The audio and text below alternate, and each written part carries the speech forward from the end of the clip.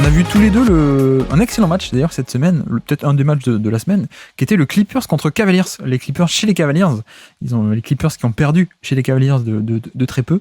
Mais tu as vu ce match aussi, je peux te lancer, qu'est-ce que tu as vu d'intéressant sur ce match-là ? Énormément de choses, je sais pas par où commencer, peut-être par je trouve ce qui est un peu le plus parlant sur l'ensemble de la saison, c'est que Donovan Mitchell je trouve a passé un vrai step à la création. Je sais pas ce que t'en penses, mais il y a des vraies séquences de création ultra intéressantes de Donovan Mitchell. Et en fait, je trouve qu'il est aussi beaucoup mieux utilisé.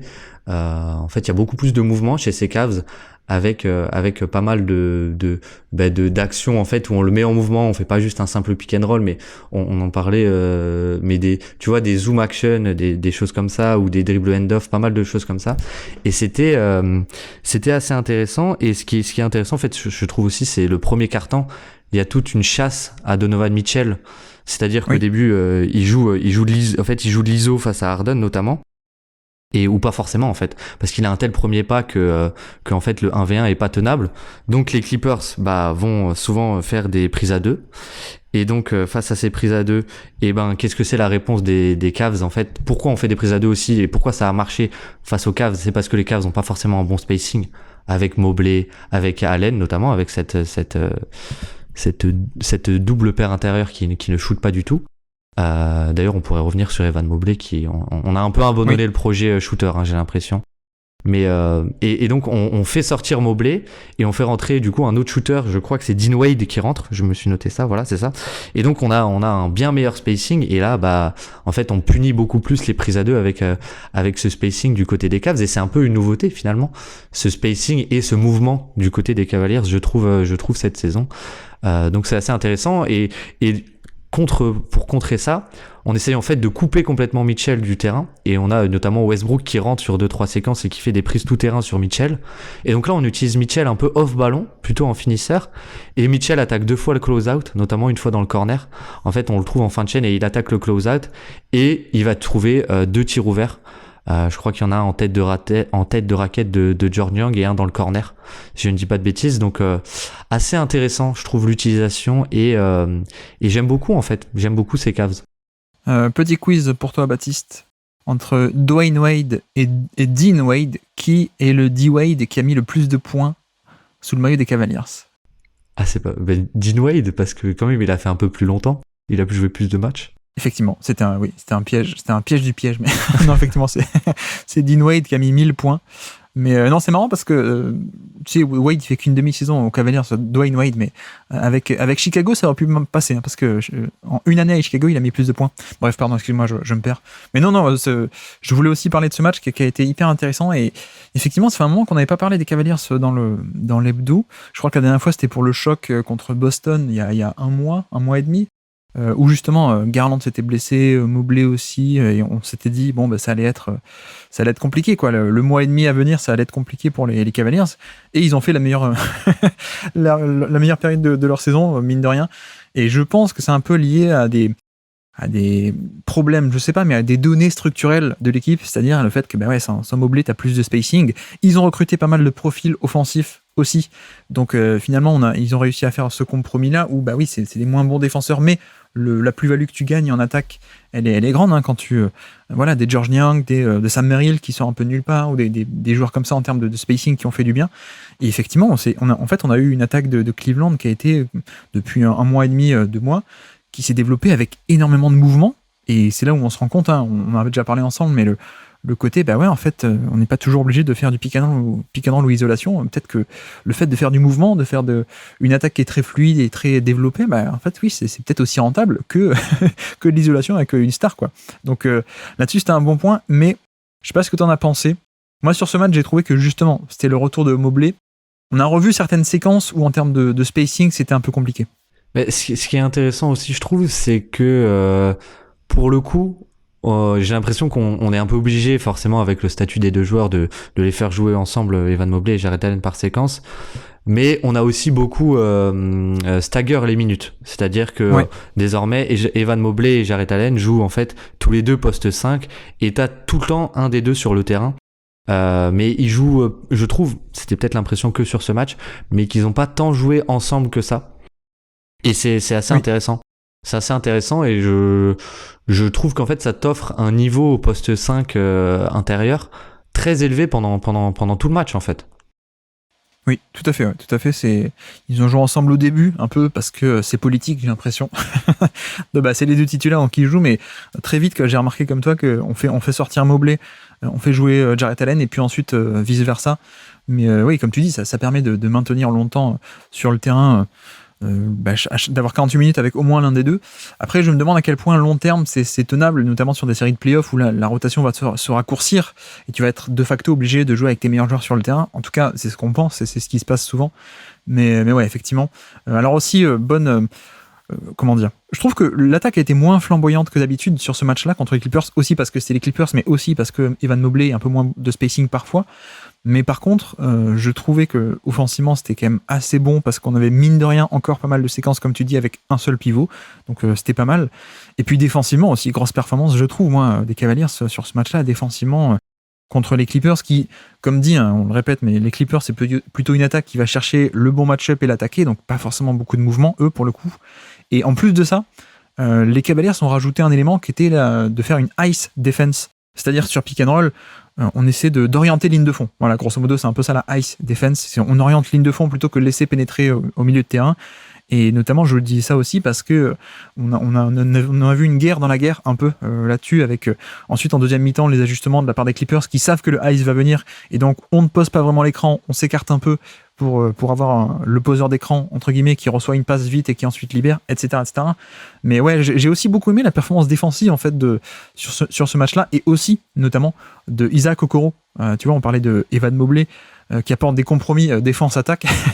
C'est un peu la même chose je trouve avec Evan Mobley, avec Okoro qui a fait un super match, notamment je trouve sur James Harden avec ce côté ice defense d'arriver à bien orienter et qui en plus a mis quelques paniers à 3 points et qui en plus a fait des cuts dans le dos. Et son profil aussi de connecteur passant en mouvement, donc finalement pas mal de très bonnes choses. Ouais. Qui a attaqué 2-3 close-out, etc. Et je sais pas si tu l'as noté, mais au tout début du match, j'ai vraiment replay 3-4 fois les actions pour voir si c'était pas une match-up qui est due, tu sais, à la transition où finalement oui. C'est pas vraiment ce qui est dans le plan de jeu. Mais en fait, il y a des séquences au tout début où Evan Mobley défend sur James Harden. Et ça, j'ai trouvé ça assez incroyable d'oser ça en fait. Mais ouais. Tu fais bien de le souligner. J'ai failli l'oublier. Effectivement, aussi des systèmes en switch de la part de Cleveland sur ce match-là. Alors peut-être pour appâter sur l'isolation, peut-être. Et du coup, l'isolation, c'est une situation plus statique qu'autre chose. Mais beaucoup de switch, alors que d'habitude on se dit, bon, mais avec Evan Mobley, on fait du drop, etc. Alors que non, pas du tout. Evan Mobley, c'est pas forcément que quelqu'un de drop. C'est quand même beaucoup plus mobile que ça. Donc pas mal de switch pour le début de match. Et même parfois en deuxième mi-temps, carrément Jarrett Allen, en match-up direct et en défense sur Kawhi Leonard. Et ça a même plutôt pas mal marché, toutes ces séquences-là. Alors, pas tout le temps, parce que ça reste Kawhi.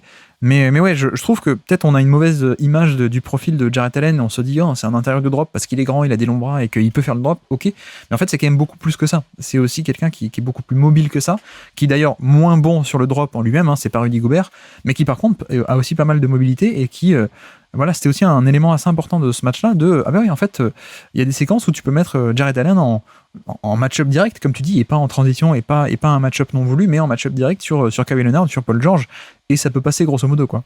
Ouais, c'est ça, et je trouve assez intéressant finalement. Bon, on a été souvent très critique de JB Bickerstaff, mais je trouve entre l'adaptation par rapport à la saison dernière, ce qui fait cette saison, et avec les blessures en plus, je trouve ça assez intéressant. Et j'en parlais avec Cavs France. Alors je sais pas si t'as quelque chose à rajouter là-dessus, mais on parlait en fait du duo Jarrett Allen et Evan Mobley, qui finalement est-il si complémentaire.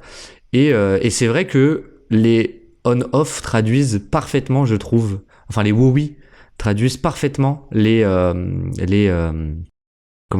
deux profils. C'est-à-dire que du coup, le Cavs France disait que, en fait, oui, avec les deux, t'as toujours un des deux forcément sur le terrain. Et ça, c'est intéressant. Et avec que Jarrett Allen, t'as un peu un plus offensif, et avec Evan Mobley, t'as un peu un plus défensif. j'ai envie de dire. Enfin, et du coup, ça se traduit parfaitement dans les stats, c'est-à-dire qu'avec Jarrett Allen, avec seulement Jarrett Allen et sans Evan Mobley, t'as 8 de net rating avec un 120 d'offensive rating notamment, sur des échantillons qui sont pas énormes parce qu'Evan Mobley a été blessé, mais quand même, avec que Evan Mobley, tu passes à plus 1 de net rating, mais ton offensive rating chute complètement à 112, mais ton defensive rating qui était à 112 avec que Jarrett Allen passe à 110, donc t'as vraiment un très bon defensive rating avec Evan Mobley, mais ton attaque est plus compliquée, et avec les deux sur le terrain, tu passes à 108 de defensive rating, donc là vraiment une top défense, mais ton offensive rating lui passe de 112 à 110.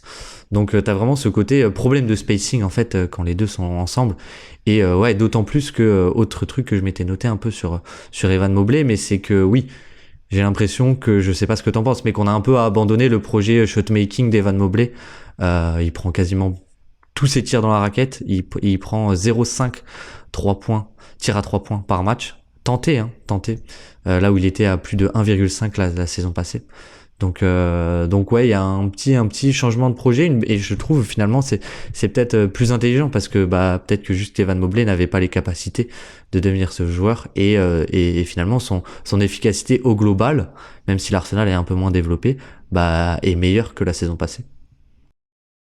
Oui, alors après je sais que c'était un peu les réticences de certains observateurs de draft à l'époque de dire attention, c'est une licorne défensive, mais offensivement, ça a l'air très bien. Il y a du dribble notamment, etc. Mais il y a peut-être un potentiel relativement limité aussi, quoi. Donc finalement, le jump shot, c'est vrai que ça a jamais été fantastique, mais si ça vient, ce sera magnifique, comme tu dis. Mais effectivement, il faut peut-être pas compter là-dessus. Mais tu vois, il y a un autre point aussi sur ces Cavaliers, parce que tu as parlé du playmaking de Mitchell. J'ai un peu l'impression qu'il y a, je sais pas à quel point on est autant ou pas, mais peut-être une note à interrogation par rapport au backcourt de Mitchell et Garland. Alors, tant que tu peux, tu les gardes ensemble, je pense, mais tu vois, tu parlais de à quel point est-ce que Mitchell est bon en playmaking quand il est mis dans du spacing, et que finalement ça pourrait presque même suffire à être un go-to guy, un créateur principal d'une équipe en fait. Et je me demande à quel point le scénario idéal ce serait pas ça pour lui, c'est-à-dire lui qui soit en gros le meneur, mais les postes on s'en fiche, mais par rapport à la défense, tu vois, en gros c'est lui le créateur de ton attaque, et à côté tu mets quelqu'un de quand même un peu plus un meilleur gabarit, on va dire, comme ça défensivement c'est un peu Mitchell ton meneur, plutôt que d'avoir en gros deux meneurs défensivement sur le terrain. Je sais pas à quel point ça aussi c'est un problème structurel des Cavs. On a parlé du spacing avec la raquette, mais à quel point est-ce que défensivement aussi il n'y a pas des limitations de ce côté-là, je ne sais pas, mais en tout cas ce qu'on peut dire c'est qu'on sort d'une très très belle période des Cavaliers menés par Mitchell. On espère de voir un retour en forme aussi de Garland, mais ouais, une équipe assez fascinante pour le coup. Ouais, complètement. Et pour finir un peu là-dessus, c'est vrai que du coup j'ai regardé le Cavs Pistons, parce que c'était le match de retour de Garland, et c'est vrai que défensivement peut-être que on va pas juger là-dessus parce que c'est l'attaque des Pistons en face, mais offensivement par contre c'est plutôt cool, je trouve, ce qui a été fait, c'est-à-dire de garder en fait Mitchell vraiment dans le même rôle qu'il avait sans Garland, et en fait de rajouter Garland comme poseur d'écran notamment, ou vraiment qui joue pas meneur entre guillemets, qui joue pas initiateur principal, mais vraiment sans ballon. Et j'aime beaucoup offensivement. On a eu pas mal de séquences de un peu à la mode Thunder, j'ai envie de dire, c'est-à-dire avec vraiment Darius Garland en poseur d'écran, et qui après pop à 3 points, que ce soit sur pas mal de setup comme ça. Et donc ça j'ai beaucoup aimé, et donc je demande à voir, mais ouais, c'est vrai que je pense le mot c'est assez fascinant, ouais, ces Cavs. Merci d'avoir écouté cet extrait. S'il vous a plu, l'émission complète est disponible en description, et on se donne rendez-vous sur le feed principal du Basket Lab pour l'intégralité des podcasts. À bientôt.